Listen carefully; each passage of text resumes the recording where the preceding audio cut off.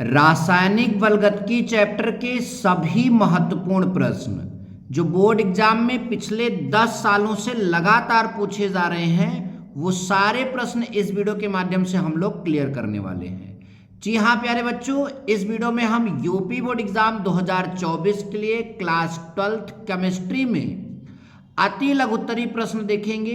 कौन से टॉपिक का? रासायनिक बलगतिकी। जितने इंपॉर्टेंट क्वेश्चन रासायनिक बलगतिकी से बन पड़े हैं वो सारा क्वेश्चन मैं आपके सामने ला रहा हूं और हर एक क्वेश्चन को आप सभी को याद भी करा देंगे, इसलिए मेरा विश्वास करिए और वीडियो को शुरू से अंत तक जरूर देखिए। तो चलिए पहला क्वेश्चन यहां पर आपका स्टार्ट करते हैं। पहला क्वेश्चन है कि अभिक्रिया के वेग से आप क्या समझते हैं? जो अभिक्रिया का वेग होता है उससे आप क्या समझते हैं? तो देखिए, वह दर माने रेट, जिस पर समय के साथ साथ अभिकारक पदार्थों का सांद्रण परिवर्तित होता है।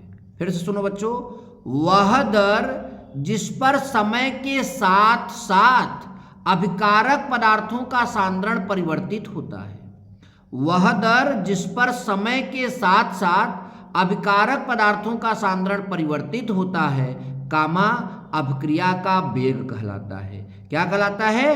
अभिक्रिया का वेग कहलाता है। बच्चों इसका एक सूत्र निकालना है तो हमने यहाँ पर लिखा, यदि अति सूक्ष्म समय अंतराल यानी इतना समय बीतने में अभिकारक के डीएक्स मोल जो है, डीएक्स मोल उत्पाद में परिवर्तित हो गए, यानी उसका डीएक्स सांद्रण जो है परिवर्तित हो गया, तो अभिक्रिया का जो वेग है वो डीएक्स बाई क्या होगा? डीटी। याद रखना, आगे और क्वेश्चनों को सॉल्व करने के लिए अभिक्रिया के वेग की जरूरत पड़ेगी। अभिक्रिया का वेग होगा डीएक्स बाई डीटी।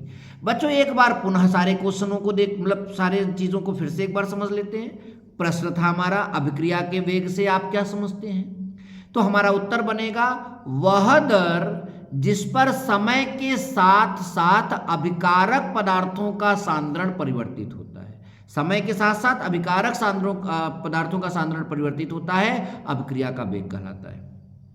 यदि सूक्ष्म समय अंतराल यानी डीटी में अभिकारक के डीएक्स मोल उत्पाद में परिवर्तित होते हैं तो अभिक्रिया का वेग का सूत्र क्या होगा? D x by d t. तो बच्चों यहां से यहां तक अगर आप चाहें तो स्क्रीनशॉट ले सकते हैं। अब हम लोग मूव करेंगे दूसरे प्रश्न पर।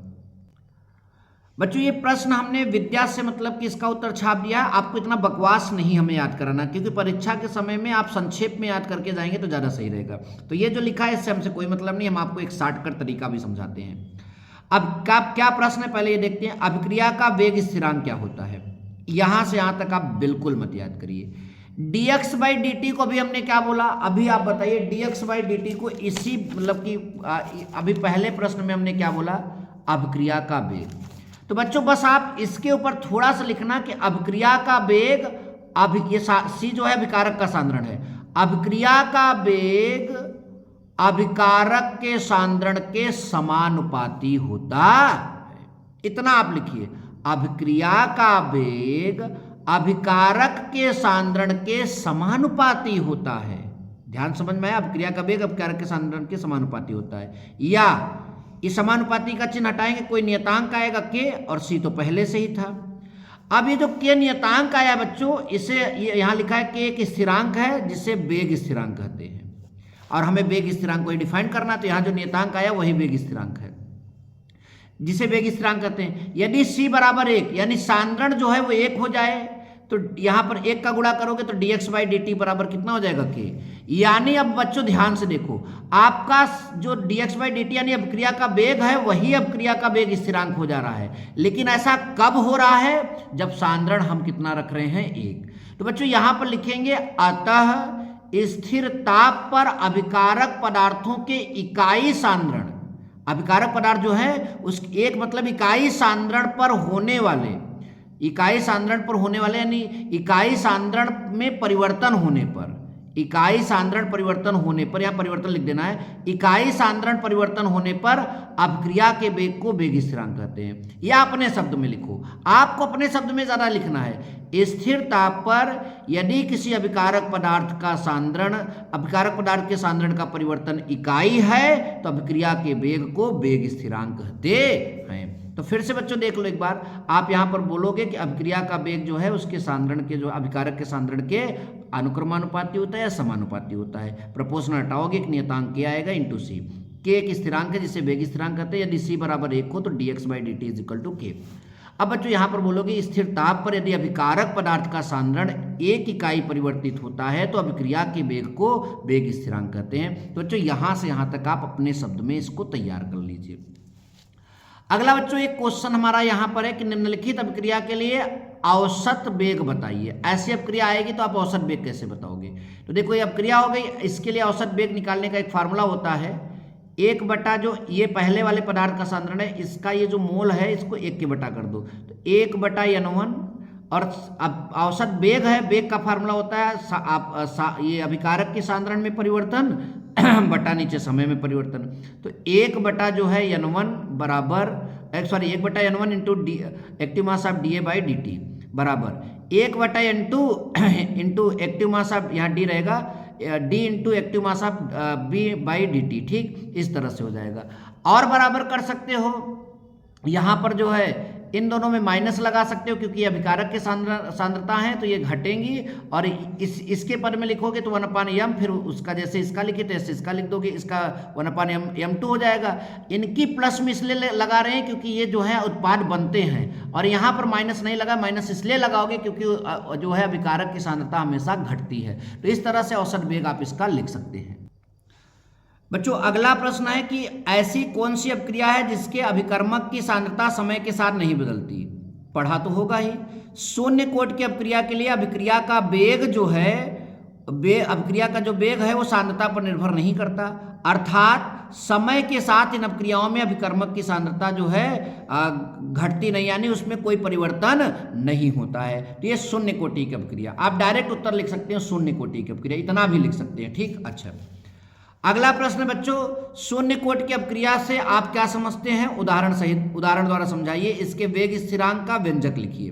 तो परिभाषा ऊपर जो लिखा है वही हो जाएगी कि वह अभिक्रिया जिसकी दर अभिकारक के अणुओं की सांद्रता पर निर्भर नहीं करती, अभिकारक के अणुओं की सांद्रता पर निर्भर नहीं करती, शून्य कोट की अभिक्रिया कहलाती है। एक उदाहरण है 2N2O गैस जो है AU उत्प्रेरक की उपस्थिति में नाइट्रोजन और ऑक्सीजन में जब विघटित होती है तो इसकी जो अभिक्रिया की जो दर है वो इस अभिकारक के अणुओं की सांद्रता पर निर्भर नहीं करती, इसलिए ये शून्य कोट की अभिक्रिया हो जाएगी। और इसके लिए वेग स्थिरांक का व्यंजक जो है K = active mass of 0 minus active mass of A/T।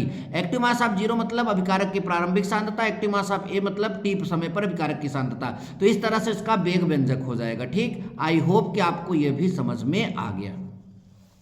Number next बच्चों आपका है कि प्रथम कोट की अभिक्रिया में वेग स्थिरांक का व्यंजक बताइए। प्रथम कोट की अभिक्रिया में वेग स्थिरांक का व्यंजक बताइए जब आंकड़े दाब के आधार पर दिए गए हों। तो ये वेग स्थिरांक का ये व्यंजक होता है जब दाब के आधार पर आंकड़े दिए जाएंगे। P0 जो है शून्य समय पर गैसीय अभिकारक का दाब है और PT जो है T समय पर गैसीय अभिकारक का दाब है। तो इस तरह से ये आपका समीकरण यहाँ पर हो जाएगा या व्यंजक का समीकरण हो जाएगा। ठीक बच्चों, ये प्रश्न भी आपका बहुत बार पूछा गया है कि अभिकारक की आणविकता से आप क्या समझते हैं? अभिकारक की आणविकता से आप क्या समझते हैं? तो परिभाषा होगा रासायनिक परिवर्तन में भाग लेने वाले या रासायनिक अभिक्रिया में भाग लेने वाले परिवर्तन कहिए या अभिक्रिया एक ही चीज होता है। रासायनिक अभिक्रिया में भाग लेने वाले रासायनिक परिवर्तन या रासायनिक अभिक्रिया में भाग लेने वाले अणुओं की न्यूनतम संख्या जो है अभिकारक के लिए आवश्यक अणुओं की पूर्ण संख्या को जो है न्यूनतम संख्या लिखिए या अभिक्रिया के लिए आवश्यक अणुओं की पूर्ण संख्या लिखिए, या फिर मेरे भाषा में इसको समझिए, रासायनिक अभिक्रिया में भाग लेने वाले अणुओं की संख्या को अभिक्रिया की आणविकता कहते हैं। एकदम सिंपल भाषा में रासायनिक अभिक्रिया में भाग लेने वाले अणुओं की संख्या को अभिक्रिया की आणविकता कहते हैं। समझ में आया? अभिक्रिया की आणविकता कहते हैं। अच्छा, नेक्स्ट क्वेश्चन है आपका तापीय गुणांक क्या है? अभिक्रिया के वेग से इसका संबंध बताइए। तो देखो बच्चों, किसी अभिक्रिया के दो ताप 10 डिग्री सेंटीग्रेड मतलब दो तापों के 10 डिग्री सेंटीग्रेड अंतराल पर जो वेग स्थिरांक आता है उसी को तापीय गुणांक कहते हैं। कोई भी अभिक्रिया रहेगी उसके दो ताप लीजिए और अंतराल कितना मिले 10 डिग्री सेंटीग्रेड का, तो जो वेग स्थिरांक आएगा वो तापीय गुणांक कहलाएगा। साधारणतया ये ताप जो है 25 डिग्री सेंटीग्रेड और 35 डिग्री सेंटीग्रेड लिए जा सकते हैं। तापीय गुणांक का फार्मूला होगा के 25 डिग्री सेंटीग्रेड बटा के यहाँ 35 डिग्री सेंटीग्रेड बटा के 25 डिग्री सेंटीग्रेड, यानी यहाँ पर 35 डिग्री सेंटीग्रेड पर वेग और फिर 25 डिग्री सेंटीग्रेड पर वेग स्थिरांक का अनुपात जो होगा वही आपका तापीय गुणांक कहलाता है। आई होप कि आपको यहाँ पर ये बात समझ में आई। और लास्ट में लिखा है कि तापीय गुणांक जो है बढ़ने पर अपक्रिया का वेग क्या हो जाता है, बढ़ जाता है। तो चाहे तो इस प्रश्न का स्क्रीनशॉट ले सकते हैं और ऐसे और प्रश्नों के लिए चैनल को सब्सक्राइब कर सकते हैं। मिलेंगे नेक्स्ट वीडियो में। Thank you so much. जय हिंद, वंदे मातरम।